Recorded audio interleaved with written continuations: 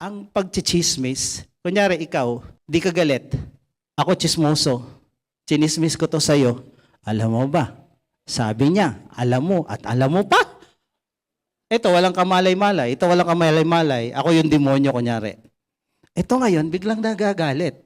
Tapos di niya alam kung totoo yung sinasabi ko sa taong ito. At ito rin walang kamalay-malay. Pag nalaman nito at ito, dalawa silang galit. Mag-aaway sila. Pinagsabong sila nitong ito na nagdala-dala ng mga balibalita na hindi mo alam, totoo ba o hindi. Sana, kung confirm, di ba? Maricon ba? Hindi maricon, marites lang.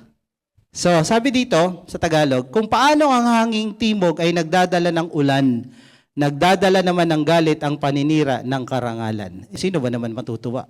Pagsabungin mo yung dalawang ito. Ang pagiging marites ay kasalanan sa tao at sa Diyos. Article 353. Article 354. This article creates the offense of inciting rebellion. May batas tayo rito na pag ikaw ng buyo, by means of your words, kaso yan, lalo yung inciting rebellion sa gobyerno. An insurrection and punishes anyone without taking arms of being in open hostility against the government, incites others to rebellion or insurrection by means of speeches, salita, proclamation, salita pa rin, writing, salitang sinulat, emblems, banners, or other representation.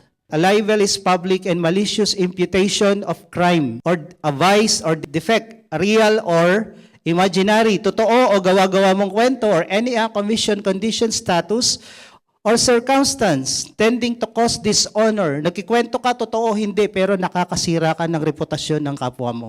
Kaso yan, nakakakulong yan. Ha?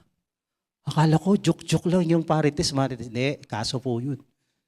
If you dishonor, discredit, or contempt of a natural or judicial person or blacken the memory of one who is dead. 354, requirement for publicity. Every defamatory paninirang puri o paninira ng reputasyon, imputation is presumed to be malicious even if it is true. Kahit sabi mo pang totoo o hindi totoo, basta nakakasira ka ng kapwa, reputasyon, lalo ng relasyon, kaso yan. Even if it's true, if no good intention, gusto mo lang manggulo, gusto mo lang pag-awayin tong dalawang parting to. Ang dila, pwedeng makapanira, pwedeng makatulong, pwedeng makapagbigay buhay, pwedeng makamatay. Ang dila, pwede kang payamanin, pahirapin. Ang dila, pwede kang magkaroon ng maraming kaibigan o maraming kaaway. That's your mouth. Bantayan mo yan. Nakalagay dito sa Proverbs 25:23, words can build or destroy.